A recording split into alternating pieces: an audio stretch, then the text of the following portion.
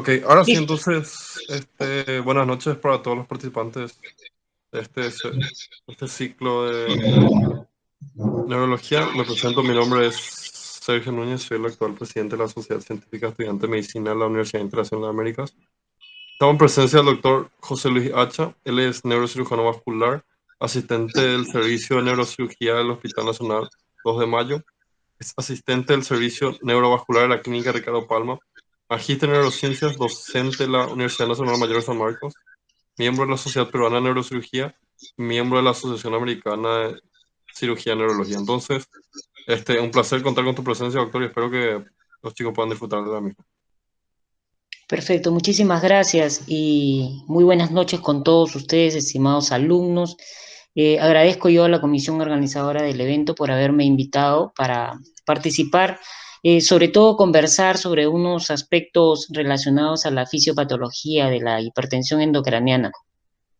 Teniendo en cuenta de que la gran mayoría de todos ustedes son estudiantes de medicina, quiero yo, digamos, ser lo más conciso, lo más didáctico posible para que todo esto se pueda comprender de la manera más adecuada, ¿no? Y se tenga este conocimiento de cómo es que se produce, cuáles son todos los mecanismos por los cuales se va a producir esta hipertensión dentro del cráneo frente a las diferentes patologías como vamos a observar.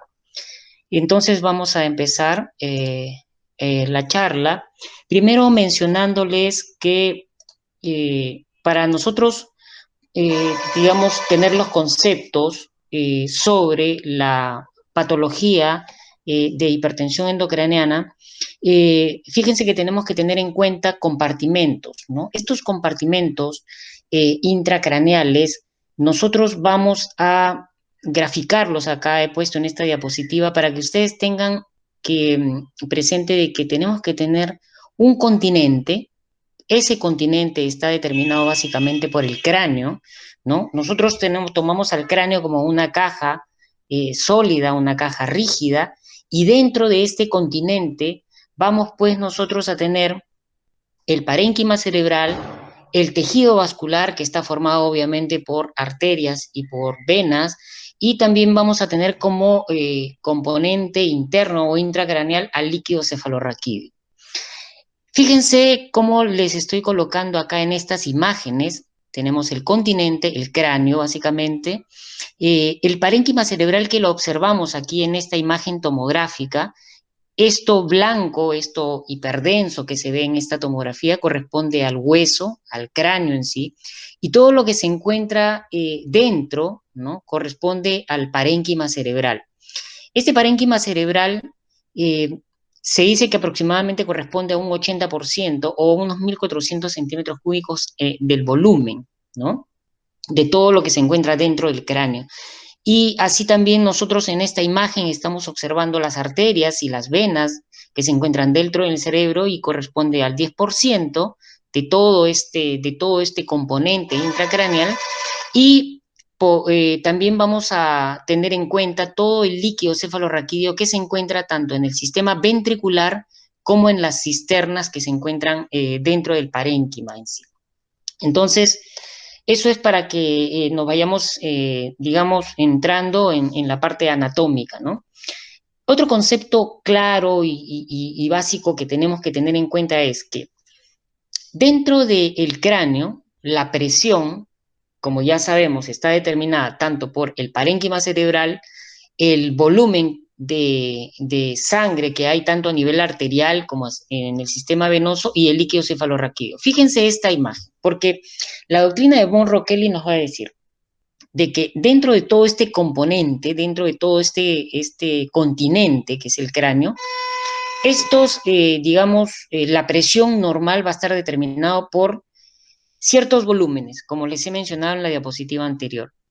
Ahora, cuando se produce una alteración dentro del cráneo, es decir, como por ejemplo en esta imagen, nosotros estamos teniendo acá algo que me está creciendo, algo que está aumentando el volumen, algo que está dentro del cráneo, como por ejemplo algo que me ejerce un efecto de masa, entonces me comienza a desplazar ciertos, digamos, volúmenes que hay, ¿no? Entonces, fíjense en esta imagen cómo, digamos, va a haber un mecanismo de compensación, ¿no? Entonces, a partir del sistema venoso, digamos, toda esa sangre va a tratar de salir por un lado, el líquido cefalorraquídeo también va a tratar de salir por otro lado, ¿no? Son mecanismos compensatorios, ¿no?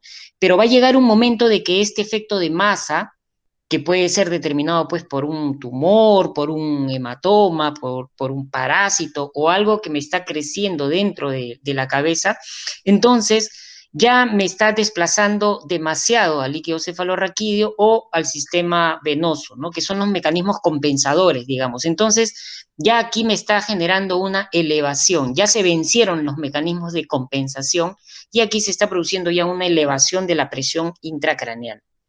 En este otro gráfico, también para que se quede bastante precisa la idea, ¿no? Tenemos que la presión intracraneal es la presión que está dentro del cráneo y es el resultado de la interacción dinámica entre el continente, que les había mencionado, que es el cráneo, y el contenido, que es lo que estamos viendo acá en el gráfico, ¿no? Recuerden, el volumen cerebral, el volumen vascular que está a nivel arterial y a nivel venoso, y el volumen de líquido cefalorraquídeo.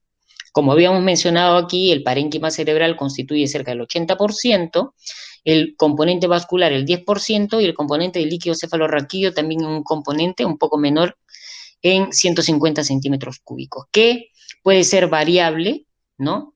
En cuanto a si es que ya está generando una dilatación ventricular o no. Existen valores de presión intracraneal que son valores que los tomamos como valores de referencia, ¿no? Y en esta gráfica nosotros observamos de 5 a 10 milímetros de mercurio, que puede ser hasta 15 en determinados momentos en los adultos, en los niños de 3 a 7 y en los neonatos de 1,5 a 6 milímetros de mercurio. Pero esta presión intracraneal, digamos que no siempre es constante. Existen determinadas circunstancias fisiológicas, por cierto, que pueden hacer de que esta presión intracraneal, digamos, se pueda elevar en determinadas circunstancias, ¿no? Entonces, se puede elevar incluso hasta 30 o 50 frente, por ejemplo, a maniobras de Valsalva, ¿no? A maniobras que tienen que ver con el aumento de la presión, por ejemplo, intraabdominal y obviamente, pues, toda esa sangre se va y sube bruscamente hacia la circulación cerebral y esto va a condicionar pues un aumento de la presión intracraneal. Entonces, una fórmula que se utiliza, ¿no? Para la presión intracraneal es ver el volumen de líquido cefalorraquídeo más la resistencia a la circulación de este líquido cefalorraquídeo más la presión venosa intracraneal.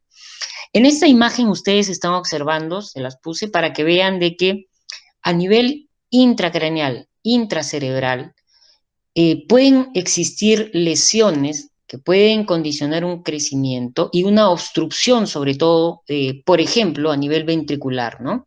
Entonces, estas obstrucciones, estos tumores, estas lesiones, por ejemplo, en esta imagen de la resonancia magnética aquí en la A, tenemos un tumor que es un tumor de plexos coroideos. Este tumor, al ser de plexos coroideos, el plexo coroideo tiene la función de elaboración de más líquido cefalorraquídeo. Entonces, fíjense la gran dilatación ventricular que condiciona. Y obviamente esto va generando un aumento de la presión intracraneana. Por otro lado, vamos a observar esta imagen. Fíjense, aquí tenemos otro tumor, pero que genera un efecto de obstrucción del flujo normal del líquido cefalorraquídeo. Y esto va a condicionar, obviamente, pues, aumento de la presión intracraneal, que posteriormente se va a ver traducido. Y así, sucesivamente, nosotros podemos observar diferentes patologías, tumores a nivel del cuarto ventrículo, lesiones intraventriculares, lesiones vasculares venosas, como por ejemplo trombosis venosas, que todos estos tipos, diferentes tipos de lesiones me van a condicionar de alguna manera un mecanismo que va a generar aumento de la presión intracraneal. Definimos entonces la presión intracraneal como la presión elevada y sostenida con pérdida de los mecanismos compensatorios, ¿no? Esos mecanismos compensatorios que estaban proporcionados por el volumen de sangre venoso y el líquido cefalorraquídeo, como les había mostrado, ¿no? Entonces, esos mecanismos compensatorios se rompen entre el cráneo y su contenido y obviamente pues va a generar que haya un aumento ya de la presión intracraneal. En cuanto a la etiopatogenia, todo lo que puede afectar el volumen intracraneal con un incremento del volumen tanto cerebral, sanguíneo, de líquido cefalorraquídeo o volúmenes agregados que pueden ejercer un efecto de masa intracraneal.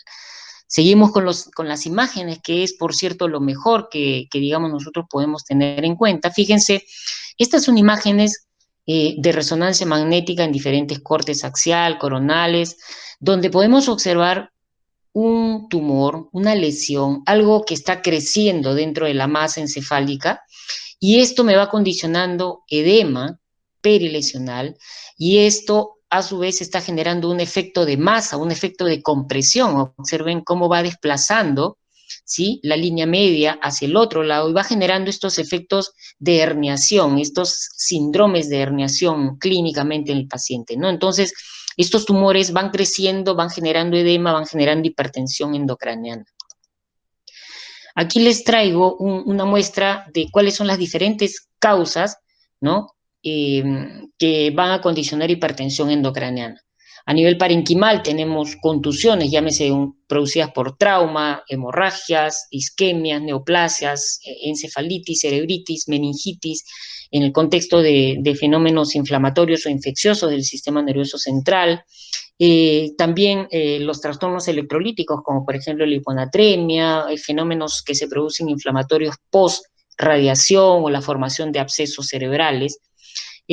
Patología a nivel vascular, tanto venosa como arterial. Por ejemplo, a nivel vascular tenemos trombosis de los senos durales, síndrome de vena cava superior, tenemos compresiones de la vena yugular y fenómenos ventilatorios o asociados a una PIP alta en cuanto a la ventilación mecánica. A nivel arterial podemos tener, digamos, aneurismas cerebrales, y estos más aún, si es que se rompen, generan hemorragia subaracnoidea o hematomas intraparenquimales con el efecto de aumento de la presión intracraneal.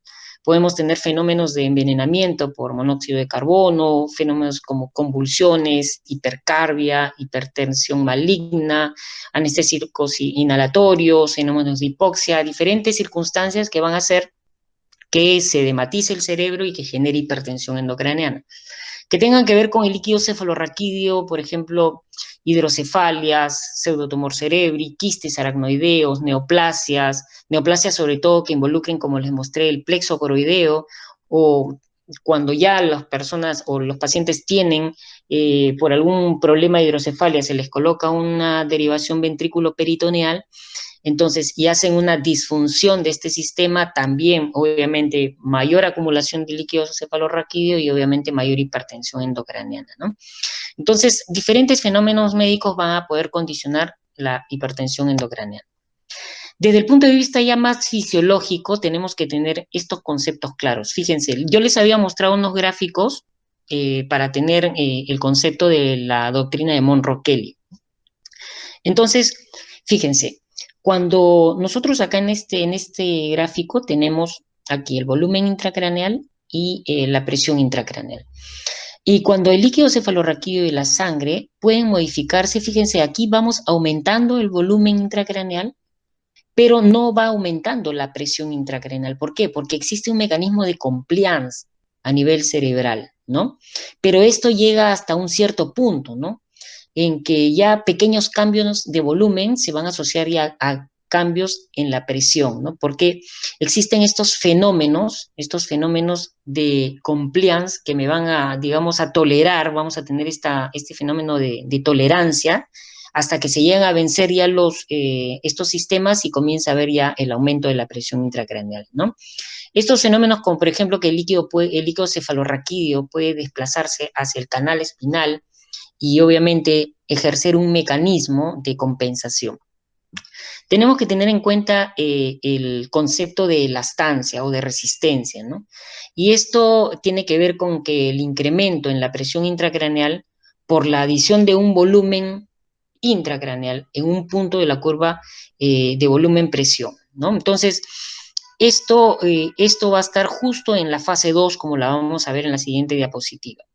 Aquí tenemos tener el concepto también de compliance o de tolerancia, ¿no? O sea, la cantidad de unidades de volumen necesarias para producir este incremento, ¿no?, de la PIC o de la presión intracraneal en una unidad de presión, en un punto de la curva, ¿no?, de la curva de volumen y presión. O sea, esto lo vamos a ver acá, fíjense.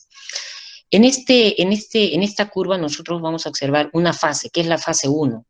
¿Ok? Entonces, aquí fíjense, el componente de líquido cefalorraquídeo y el componente vascular compensatorio o mecanismos de tampón, se les dice, de la presión intracraneal, no es definitivo, ¿no? O sea, en algún momento la curva de presión va a verse modificada. En esta fase inicial o fase 1 la llamamos de alta compliance, ¿no? Aquí hay baja presión, fíjese, la presión está baja, ¿no? A pesar de que está aumentando el volumen. Aquí se están produciendo los mecanismos de compensación, ¿no? Ahora, no hay un incremento de volumen porque el líquido cefalorraquídeo y el volumen sanguíneo cerebral, digamos que van a absorber este aumento de volumen de alguna manera. Pero después existe ya una fase 2, que es el fenómeno de transición o fase de transición, donde ya comienza a bajar un poco la compliance y la PIC más bien comienza a aumentar, ¿no? Fíjense la curva, ya comienza a aumentar acá la presión intracraneal. Y hasta que llega un momento ya de una fase ascendente, donde aquí ya la compliance es baja y comienza a subir ya bruscamente la presión intracraneal, ¿no? Porque aquí ya los mecanismos compensatorios como que se van a ir agotando, ¿no? Y entonces pequeños cambios de volumen van a aumentar la presión intracraneal. Estos conceptos básicos vamos a tenerlos en cuenta, fíjense, jóvenes, para poder seguir entendiendo estos fenómenos que se van produciendo en el cerebro. Solamente los voy a mencionar nada más: el flujo sanguíneo cerebral, que es el volumen de sangre en la unidad de tiempo y es necesario para mantener los requerimientos de oxígeno y de nutrientes a nivel del tejido cerebral, ¿ya? Este es el concepto que quiero que tengan claro, porque vamos a ir hablando en las siguientes diapositivas del flujo sanguíneo cerebral. Y también vamos a tener en cuenta que el cerebro obviamente pues tiene todo un metabolismo, ¿no?, relacionado al consumo de glucosa y a las necesidades energéticas que va a tener el tejido cerebral.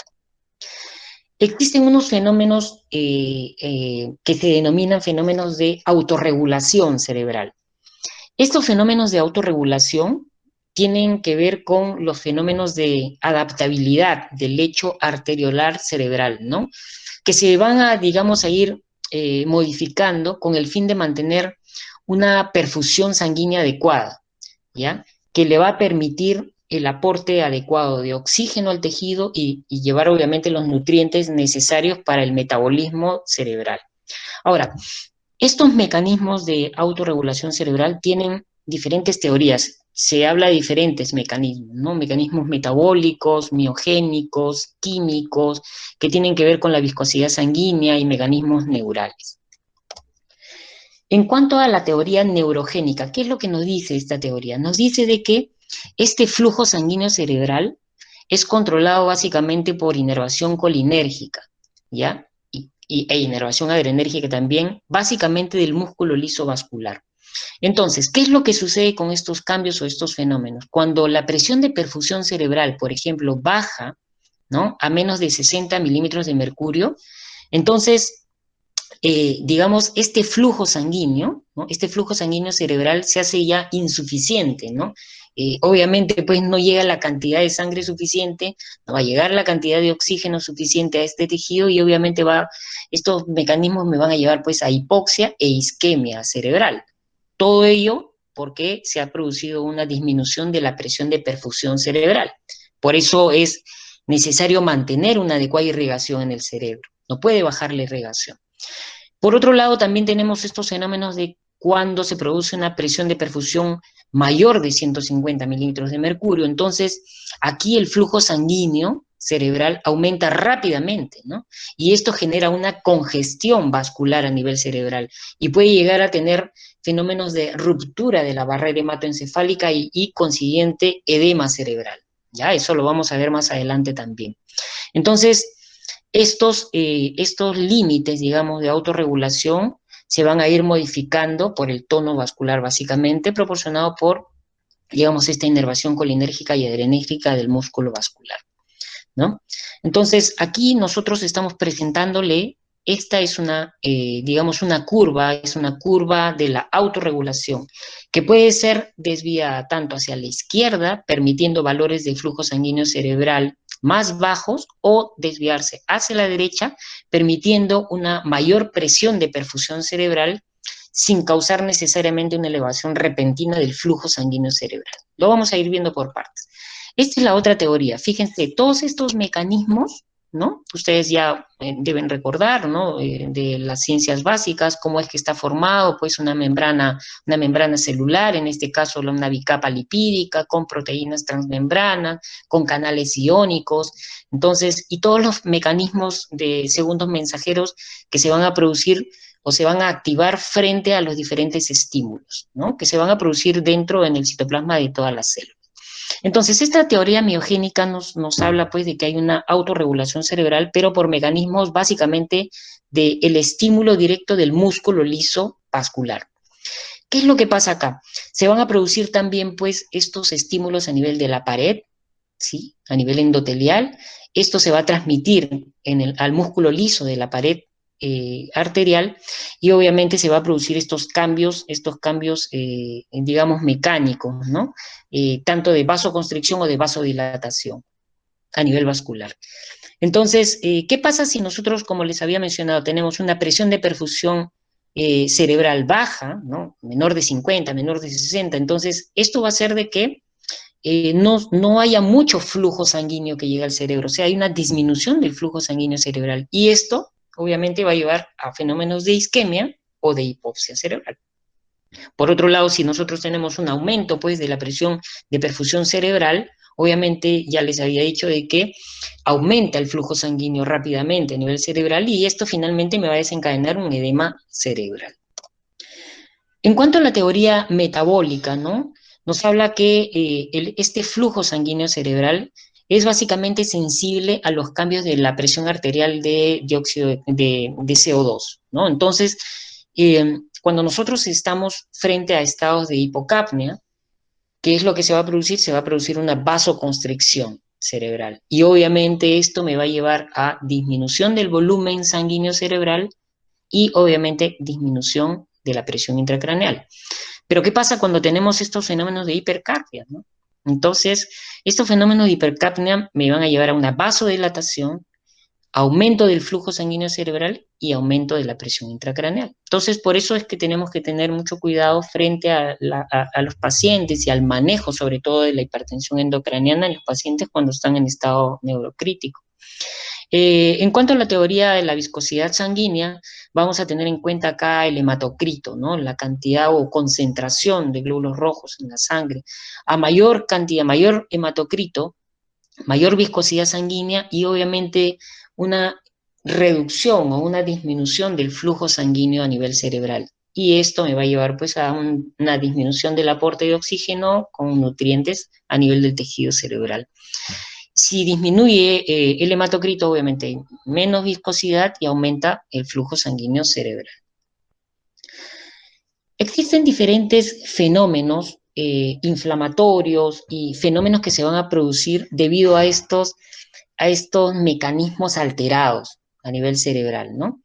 Entonces, uno de los fenómenos que se produce en las diferentes patologías que van a involucrar, que están involucradas, digamos, en el cerebro, tanto a nivel vascular como a nivel tumoral o a nivel traumático, con la formación de hematomas o de lesiones traumáticas cerebrales, es justamente la alteración de esta barrera hematoencefálica. Ustedes recordarán que la barrera hematoencefálica pues estaba formada básicamente por el endotelio vascular, las láminas basales de este endotelio vascular, las láminas basales que están en contacto con las células endoteliales, y bueno, y básicamente pues una capa, ¿no? Digamos, una prolongación de estos astrocitos que servían, digamos, como un filtro, ¿no? Que formaban un pie chupador, digamos, ¿no? Y que a través de estos mecanismos de barrera, digamos, iba a producir toda esta filtración digamos, de nutrientes, y digamos que en los vasos sanguíneos cuando se van a ir alterando, van a modificar la histología propia de estos vasos sanguíneos y obviamente van a condicionar pues alteraciones en esta barrera, ¿no? Y van a llevar a diferentes fenómenos, por ejemplo, fenómenos inflamatorios locales o a la formación de edema, que es lo que vamos a ver en estas otras diapositivas, ¿no?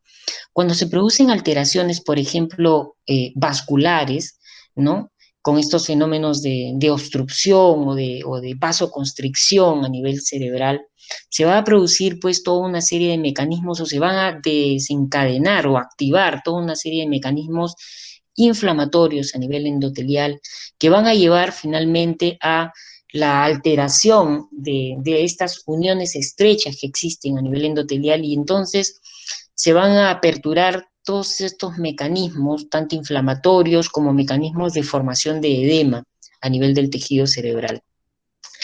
Pero todo esto tiene que ver pues con diferentes fenómenos, ya más que nada fisiológicos o bioquímicos que se van a producir, ¿no? Y que ustedes ya seguramente han visto en los temas tocados en las ciencias básicas, ¿no? Que están relacionados a todos los mecanismos inflamatorios y por los cuales dentro ya de las células se van a producir toda una serie de cambios bioquímicos, estructurales, que finalmente me van a llevar a alteraciones básicamente energéticas, mitocondriales, y al no formarse la adecuada cantidad de ATP, entonces las bombas de sodio y potasio a nivel de las membranas no van a funcionar de la manera adecuada, y obviamente se va a producir pues una transformación edematosa y finalmente muerte celular a nivel de las células propiamente dicho, ¿no?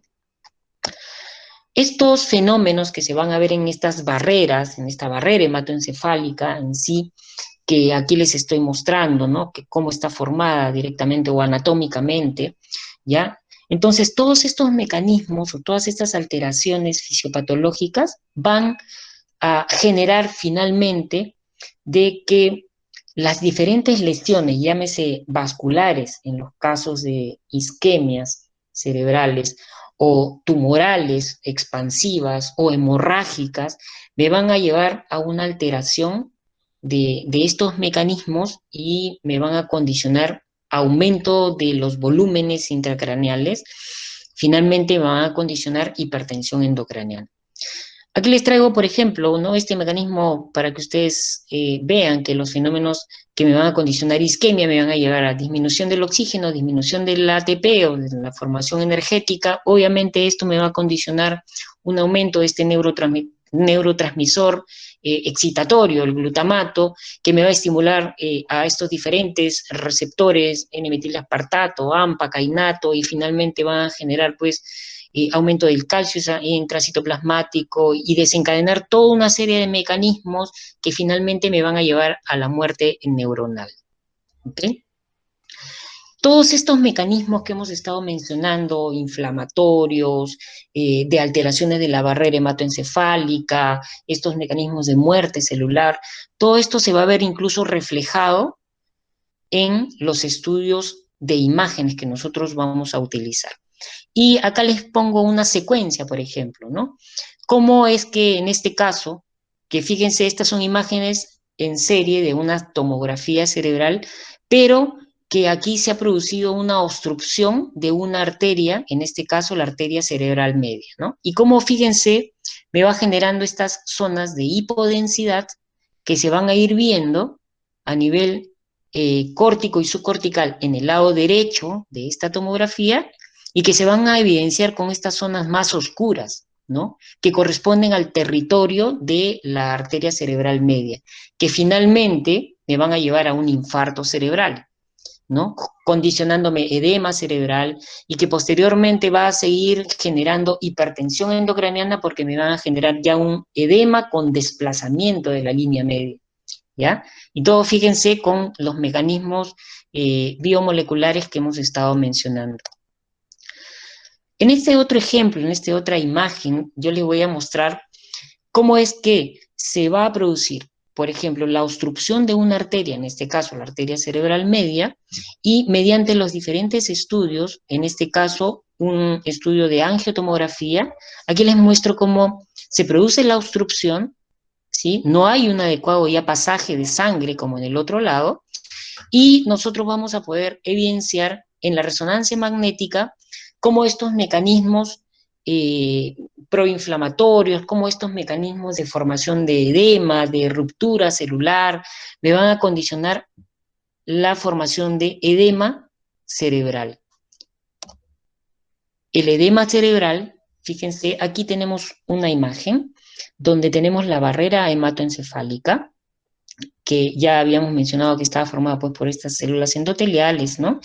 Y fíjense cómo cuando hay estos mecanismos, el edema vasogénico va a condicionar de que se produzca un, digamos, a través de los espacios que hay entre estas células endoteliales, se produzca la ruptura, digamos, la desunión o la alteración de estas uniones, y todo el líquido filtra a través de estas uniones intercelulares y sale hacia el tejido extracelular.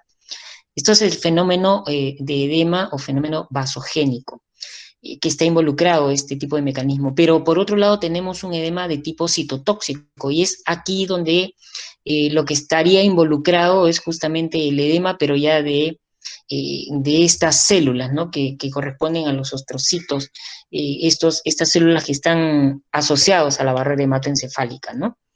Entonces, fíjense que, ¿qué es lo que me va a producir un edema cerebral? Los tumores, las lesiones inflamatorias, los abscesos cerebrales, las vasculitis, las meningitis, los traumas que me generan, digamos, hematomas intracraneales, las hemorragias por diferentes circunstancias, todo ello me va a condicionar hipertensión endocraneana. Aquí tenemos en esta tabla los diferentes tipos de edema cerebral que podemos observar. Tenemos edema de tipo vasogénico, cuando aquí la barrera hematoencefálica ha perdido la integridad. Y, por ejemplo, lo podemos observar en los tumores cerebrales y en los abscesos cerebrales. El edema de tipo citotóxico es cuando la barrera hematoencefálica en realidad está íntegra, pero hay un mal funcionamiento de las bombas dependientes de voltaje. Entonces, ¿qué es lo que sucede? Son las células las que, al estar alterada este mecanismo iónico de bomba dependiente de voltaje, entonces van a llegar a este edema celular y obviamente con una mala función. ¿Ok? Y esto lo vamos a ver típicamente en las lesiones de tipo isquémicas, ¿no? También vamos a hablar de un edema de tipo intersticial, donde se produce un acúmulo de líquido, pero ya en el espacio intersticial. Por ejemplo, lo podemos observar en los casos de hidrocefalia, o también denominado edema transependimario, y podemos tener otras condiciones en las cuales podemos observar un tipo de edema que es de tipo hidrostático, donde hay alteraciones de las gradientes de presión transmurales. Lo podemos observar, por ejemplo, en las hipertensiones arteriales malignas o en los síndromes de leucoencefalopatía posterior. Existe otro tipo de edema que es de tipo osmótico, donde aquí hay alteraciones básicamente de la osmolaridad sérica, y esto lo podemos observar, por ejemplo, en los casos de hiponatremia o trastornos hidroelectrolíticos. Desde el punto de vista molecular, deben recordar también de que existen estos canales, ¿no? Estos canales de agua, las aquaporinas, que incrementan la permeabilidad, ¿no? del agua transepitelial, ¿no? Entonces, a nivel cerebral, nosotros vamos a tener aquaporinas tipo 1, ¿no? Que están relacionados básicamente a la formación de líquido cefalorraquídeo, acuaporina de tipo 4, que están relacionados al flujo de agua a nivel cerebral, las aquaporinas de tipo 9, que están relacionadas al metabolismo básicamente cerebral.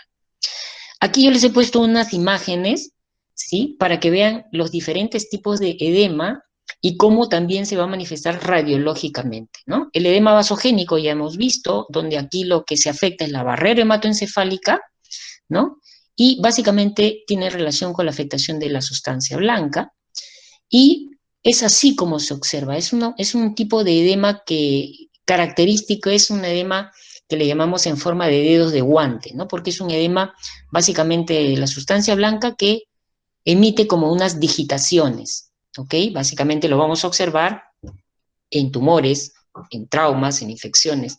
Pero en los mecanismos citotóxicos, ¿sí? Aquí ya saben ustedes que se va a dar básicamente por fallo a nivel celular con alteraciones de la bomba sodio-potasio, y el edema que se forma a nivel cerebral es diferente. Ese edema que les había mencionado, que se va a dar por básicamente patología isquémica, ¿no? Entonces, es aquí donde nosotros vamos a ver estas zonas de hipodensidad, ¿sí? Como las observamos en esta imagen tomográfica. Y también les había mencionado un edema que es bastante frecuente observarlo en las hidrocefalias. Fíjense, aquí observamos una tomografía y esta dilatación ventricular, hay dilatación de los ventrículos, pero alrededor de los ventrículos encontramos esta zona de hipodensidad relacionada con el edema transependimario o intersticial, ¿no? Es ocasionado por justamente la salida o la filtración a través de la barrera epitelial que se forma en las células ependimarias de los ventrículos y bueno, y conducen a este edema transependimario.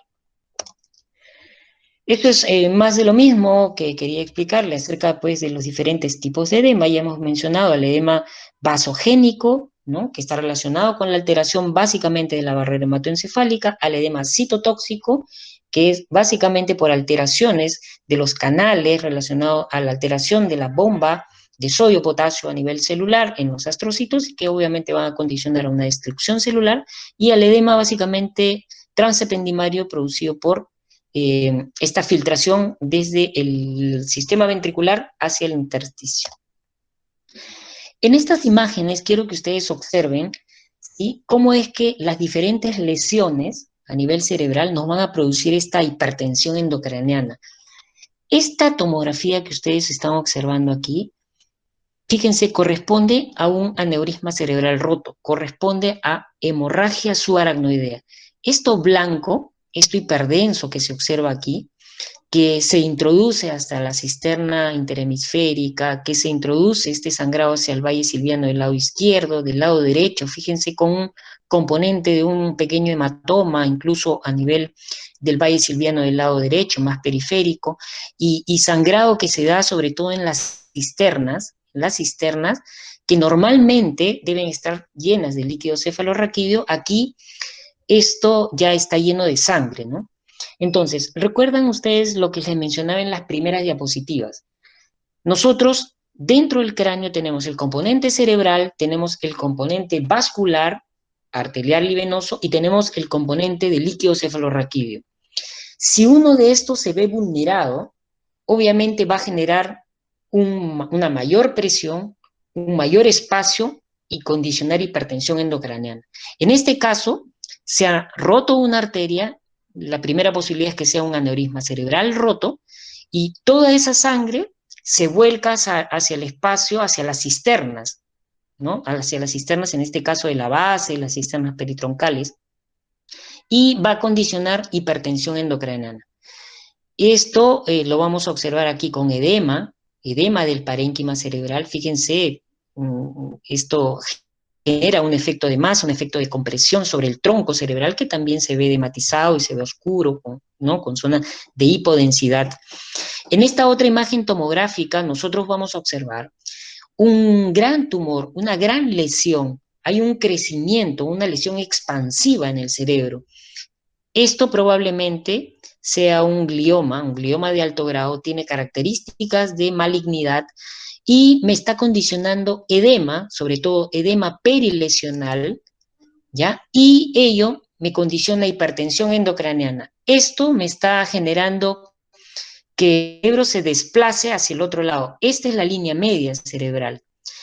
Y este efecto de masa me está generando una compresión, una herniación. Más adelante vamos a ver los diferentes tipos de herniación. Aquí les traigo otra imagen donde podemos observar una imagen también tumoral, pero esto corresponde básicamente a un meningioma, ¿sí? Y este meningioma, fíjense, ha crecido, es un efecto de masa, algo que está creciendo dentro del cráneo, y obviamente me va generando hipertensión endocraneana, me va generando desplazamiento de la masa encefálica hacia el otro lado, y me condiciona, por cierto, una hipertensión endocraneana, fenómenos de herniación cerebral. Entonces, ya desde el punto de vista clínico de la hipertensión endocraniana, existe una triada muy conocida que es la triada de Cushing. esta triada de Cushing, esta triada de hipertensión endocrinal, se va a caracterizar básicamente por hipertensión, bradicardia y alteraciones en la respiración. ¿Ok? Entonces, ¿cuáles son los síntomas que nosotros podemos encontrar en nuestros pacientes que tienen hipertensión endocraniana? Vamos a encontrar cefalea, que puede o no estar acompañada de náuseas, vómitos. Puede haber asociado también diplopia, ¿sí? Básicamente por el compromiso del sexto par. Podemos encontrar déficit visual, básicamente por atrofia del nervio óptico, alteraciones del nivel de conciencia con descenso del flujo sanguíneo cerebral y obviamente esto va a generar una alteración del flujo en ciertas zonas cerebrales con distorsión a nivel del tronco cerebral y afectación del sistema reticular activador ascendente. Por eso es que el paciente va a estar con diferentes niveles de alteraciones del sensorio, ¿no? Vamos a poder observar signos clínicos como papiledema, como paresia del sexto par, vamos a encontrar el signo o efecto de Cushing que les mencionaba, hipertensión arterial, bradicardia, alteraciones respiratorias.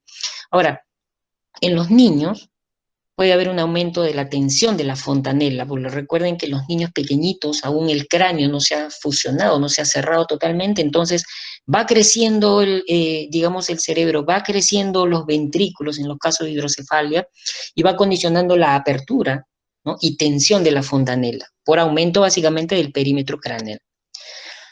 En estas imágenes de tomografía, nosotros vamos a observar diferentes patologías que van a estar relacionadas básicamente a el aumento de la presión intracraneal.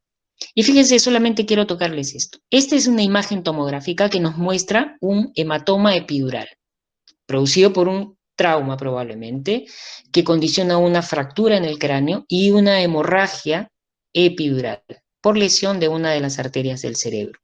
Esto genera un efecto de masa y esto empuja, esto comprime al hemisferio, en este caso del lado derecho, sobre el otro lado, ¿sí? Entonces, ahí tenemos una muestra de un crecimiento, ¿no? De un hematoma dentro del cráneo que me aumenta la presión intracraneal. En esta otra imagen tomográfica, nosotros vamos a ver, fíjense esta mancha, una gran mancha, ¿no? Una gran imagen de hipodensidad, una imagen oscura, una imagen negra, una imagen a nivel frontal del lado izquierdo, que me genera un gran efecto de masa. Fíjense, esto corresponde a una lesión tumoral, ¿no? Con el clásico edema en dedos de guante, básicamente relacionado a los de tipo tumoral. Y fíjense cómo me comprime y está generando una herniación subfalciana, me está condicionando a que este cerebro se desplace hacia el lado derecho. Estos son signos tomográficos de hipertensión endocraniana. Por otro lado, vemos esta imagen tomográfica, ¿sí? Donde vamos a poder evidenciar aquí una lesión que se conoce como hematoma subdural, agudo, porque es una imagen hiperdensa, una imagen que está bordeando en forma de una semiluna todo el hemisferio cerebral del lado derecho. Y fíjense esta imagen de este hematoma subdural agudo, cómo ejerce un efecto de masa, un efecto de compresión sobre el hemisferio del lado derecho y está condicionando de que se produzca una herniación hacia el otro lado, ¿no? Entonces, tres imágenes que nos muestran signos tomográficos de hipertensión endocraniana. Nosotros, no con tanta frecuencia, porque esto más lo hace el oftalmólogo, pero podemos ver signos de hipertensión endocraniana mirando el fondo de ojo y donde vamos a básicamente a observar el edema de papila, ¿no? El edema en el nervio óptico. Estas son otras imágenes que condicionan a diferentes otros tipos de lesiones que van a estar relacionados con la formación de edema perilesional, edema cerebral y obviamente signos de hipertensión endocraniana. Aquí nosotros podemos observar una lesión única, ¿sí? Pero en esta otra imagen vamos a condicionar lesiones múltiples. Existen diferentes tipos de enfermedades, por ejemplo, infecciosas, que me van a condicionar este tipo de lesiones. Lesiones múltiples con edema perilesional y obviamente van a condicionar edema cerebral difuso e hipertensión endocraniana.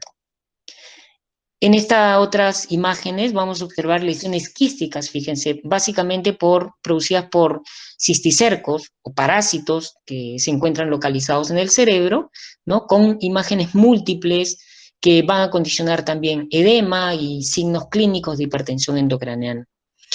En los diferentes tipos de neurocisticercosis podemos observar lesiones quísticas múltiples a nivel parenquimal o algunas lesiones más bien intraventriculares que van a condicionar hidrocefalia y obviamente también hipertensión endocraneana. Este es un caso que les presento, un caso que tuvimos que manejar en el hospital y que publicamos porque nos pareció un caso bastante interesante de un quiste hidatídico a nivel cerebral con un gran efecto de masa, con signos clínicos de hipertensión endocraneana, fíjense, cómo condicionaba un efecto de compresión de todo el cerebro y desplazamiento de este cerebro hacia el otro lado. En la técnica quirúrgica que realizamos, la técnica convencional de Dublin modificada y la extracción o parto del quiste y la imagen tomográfica donde ya, bueno, ya no se aprecia el quiste, este es un quiste hidatídico. Lesiones traumáticas que nos van a condicionar hematomas subdurales agudos con gran efecto de masa, con gran desvío de la línea media, ¿sí? Y síndrome clínico de hipertensión endocraneana, como les había mencionado. Estas son imágenes tomográficas donde les muestro lesiones producidas por proyectil de arma de fuego.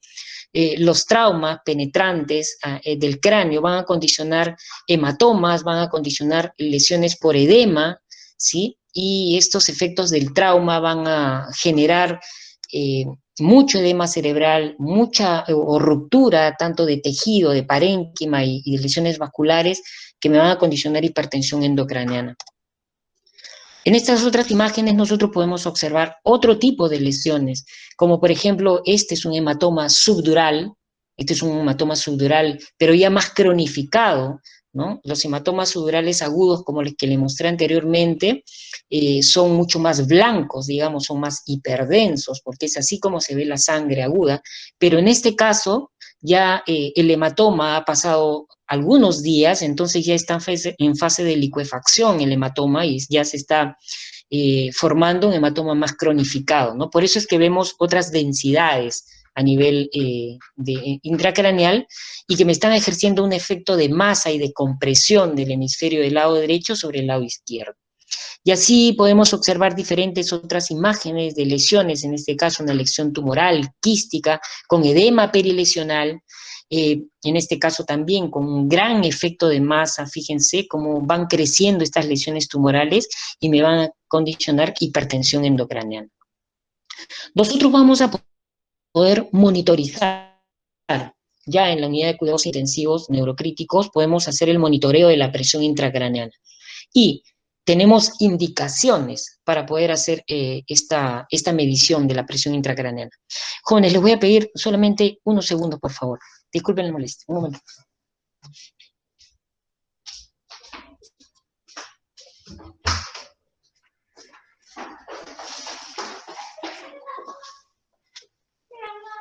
Ok, disculpen, jóvenes. Entonces, estábamos hablando de que nosotros podemos realizar el monitoreo de la presión intracraneana y tenemos diferentes dispositivos para poder realizar esta medición de la presión intracraneal. Tenemos indicaciones primero. ¿Cuándo nosotros tenemos que hacer la medición de la presión intracraneana? Cuando tenemos, por ejemplo, pacientes con traumatismo cráneoencefálico que tienen una escala de Glasgow de 8 puntos, ¿sí? Y la tomografía de ingreso observamos que es anormal, ¿no? Es decir, vamos a ver edema, podemos ver ciertos grados de hemorragia o diferentes tipos de lesiones, que para el momento no llegan a ser quirúrgicas, pero como el trauma es evolutivo, entonces nosotros sabemos de que en algunas horas estos fenómenos van a ser más hipertensión endocraneana, entonces necesitamos hacer un monitoreo de la presión intracraneal. O también podemos tener pacientes con traumas craneoencefálicos con tomografías normales, digamos, pero que van a presentar en la evolución dos o más de los siguientes aspectos. Por ejemplo, la edad mayor de 40 años o con una presión arterial sistólica menos de 90 milímetros de mercurio o que presenta clínicamente posturas de descerebración o posturas de decorticación en el examen motor. Fíjense cómo nosotros aquí en esta imagen tenemos diferentes dispositivos, ¿no?, que vamos a colocar para poder hacer la medición. Podemos medir la presión intracraneal a nivel ventricular, podemos colocar un catéter directamente para hacer la medición a nivel intraparenquimal, podemos colocar dispositivos para, digamos, hacer una medición epidural o mediante un catéter subdural, pero lo más fidedigno, lo ideal es hacer la medición de la presión intracraneal a nivel intraventricular. Es por eso que nuestros dispositivos son mucho más fidedignos para nosotros con una ventriculoesternostomía. Es así como utilizamos diferentes sistemas que nos van a ayudar a medir la presión intracraneal. En este caso, podemos colocar un sistema de drenaje ventricular externo, es decir, directamente al ventrículo, y con ello poder evacuar líquido. Recuerdan la doctrina de Monro-Kelly, queremos disminuir la presión intracraneal, entonces ejercemos alguna función sobre algunos de estos mecanismos compensatorios. Uno de ellos es la evacuación o el drenaje del líquido cefalorraquídeo. Por ello, colocamos dentro del ventrículo un dispositivo que se conoce como mecanismo de drenaje ventricular externo, y a través de este dispositivo evacuamos líquido cefalorraquídeo, ¿sí?, mediante este sistema, pero también nos permite monitorizar la presión intracraneal. ¿Ok? Bueno, esta es la técnica quirúrgica que utilizamos. Hacemos una pequeña incisión a nivel de la piel, hacemos un agujerito de trepanación a nivel frontal en el cráneo y colocamos el dispositivo en el caso que queramos hacer la medición de la presión intracraneal. Para medir la presión intracraneal, o cuando nosotros ya tenemos una presión intracraneal, podemos hacer hacerla, digamos, o catalogarla como leve, moderada o severa, de acuerdo a la presión que encontremos con estos dispositivos. Por si acaso, estas imágenes que ustedes están observando son imágenes reales. Fíjense la magnitud de las lesiones que nosotros podemos encontrar, ¿no? Grandes lesiones tumorales que generan pues una hipertensión endocraniana bastante considerable, ¿no? Pero fíjense esta tomografía de aquí y observen esta imagen que les estoy mostrando abajo, porque aquí lo que ya se ha hecho, que se ha realizado, es una craniectomía descompresiva, ¿no? Cuando hay mucha presión intracraneana, el paciente, digamos, recibe un manejo terapéutico de primera línea, de segunda línea, en la unidad de cuidados intensivos, y parte del tratamiento, digamos, es realizar ya un manejo quirúrgico, no es realizar una craniectomía descompresiva. Cuando ya esta hipertensión intracraneana se hace refractaria al tratamiento médico, a pesar de recibir todas las soluciones hipertónicas, soluciones osmóticas, manitol, está en tubo conectado a un ventilador, todas las medidas de neuroprotección total, y a pesar de ello, nosotros monitorizamos la presión intracraneal y continúa elevada, es decir, refractaria al tratamiento, entonces no queda otra opción que destapar el cráneo, sacar parte del cráneo para tratar de aliviar la presión intracraneana, ¿no? Entonces, en este paciente, fíjense cómo es tanta la presión de que prácticamente todo el cerebro se sale, ¿no? Es mucha la presión que hay dentro del cráneo, ¿ok? Entonces, ya les había mencionado algo de esto, que la mejor medición, la medición directa, es con el catéter intraventricular, pero tenemos diferentes tipos de dispositivos que son los que les he ido mostrando, ¿no? En la unidad de terapia intensiva es donde tenemos estos monitores, y básicamente muchas veces ahí mismo se hace el procedimiento de la colocación de este dispositivo directamente dentro del ventrículo para justamente monitorizar y poder observar cómo se encuentra tanto la temperatura, ¿no? La temperatura a nivel cerebral y la presión a nivel intracraneal. Es importante de que con estos dispositivos de medición de presión intracraneal nosotros podamos ya actualmente observar otro tipo de parámetros, ¿no?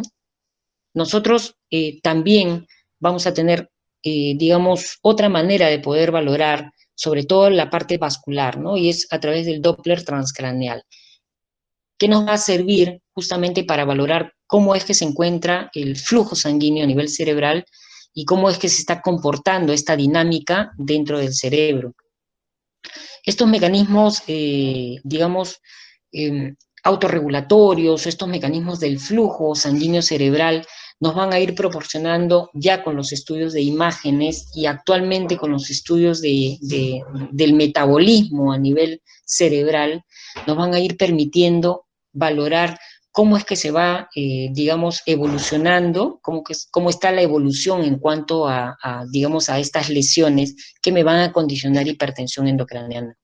¿Sí? Tenemos la tomografía por emisión de positrones, tenemos la resonancia magnética funcional. También otra de las mediciones que se hace en la unidad de cuidados neurocríticos es la saturación del bulbo de la yugular, que es importante poder para nosotros ver cómo es que se encuentra la saturación de oxígeno directamente de la sangre que se encuentra saliendo del sistema venoso cerebral. Actualmente, no en nuestro hospital, no lo tenemos aún, pero actualmente sí en otros lugares se cuenta con la medición tisular de oxígeno, ¿no? Y todos estos mecanismos que involucran a justamente a colocar dispositivos dentro del parénquima para ver cómo es que se está produciendo este adecuado intercambio de oxígeno y de metabolitos a nivel del parénquima cerebral, ¿no? Entonces, a estos mecanismos de microdiálisis incluso nos permiten evaluar cómo está funcionando metabólicamente ese cerebro, ¿no? Cómo están los diferentes electrolitos, cómo están los iones, los aminoácidos, cómo es que se está comportando la oxigenación a nivel cerebral, ¿no? Entonces, todo esto es algo pues que ha ido evolucionando en cuanto al manejo y terapéutica de la hipertensión endocraniana. Como conclusión, jóvenes, yo he querido traerles acá cómo es que se producen todos estos mecanismos de hipertensión endocraniana y cómo es que actualmente podemos monitorizarlos de alguna manera. En cuanto al tratamiento, existen diferentes formas, eso se podrá conversar de repente en alguna otra oportunidad, pero quiero que como conclusión de esta charla, ¿no? Les sea importante a ustedes la anamnesis, la historia clínica es fundamental para determinar básicamente cuál es el problema del paciente, ¿no? Posteriormente, pues, los estudios diagnósticos o neuroradiológicos. ¿Para qué? Para nosotros poder ya realizar un adecuado manejo oportuno de la hipertensión endocraniana, ¿no? Y ustedes teniendo ya este conocimiento van a poder determinar rápidamente el tipo de manejo que se debe hacer, ¿no? Y si es que tiene que ser referido rápidamente para el manejo ya de otra especialidad. Bueno, muchas gracias, jóvenes, y estoy eh, al tanto para ver si es que tienen alguna pregunta. Muchas gracias. Excelente, doctor. Muy buena la conferencia. No sé si entonces alguno de los compañeros tiene alguna pregunta, algo que quiera aclarar, o si quedó todo claro, por favor, también si pueden escribir por el chat para que el doctor pueda saberlo, por favor.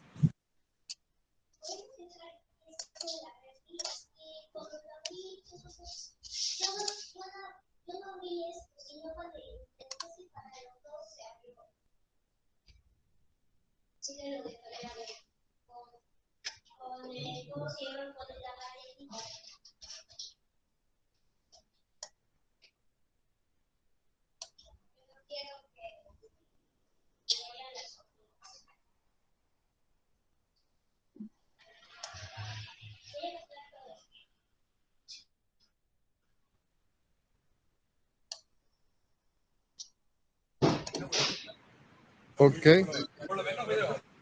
perfecto. Creo que no hay pregunta, doctor, entonces podemos ir cerrando la transmisión. Te agradezco realmente por esta colaboración, estuvo muy buena. Creo yo que queda repasar otra vez todos los conceptos que se dieron hoy y nada. Te agradezco por esto y ojalá nos podamos ver un poco más adelante, ¿verdad? Ok, claro, muchísimas gracias y bueno, espero haber podido pues transmitirle algunos conceptos. Como le digo, es importante que ustedes como estudiantes de medicina tengan estos conceptos claros, conceptos básicos y a partir de ahí jóvenes van a ver de que se van a poder comprender muchas cosas ya desde el punto de vista clínico, desde el punto de vista terapéutico. Yo les deseo muchos éxitos, suerte en todo y estamos pues para servirle en cuanto quieran, estamos con ustedes, ¿sí? Muchas gracias y buenas noches con todos.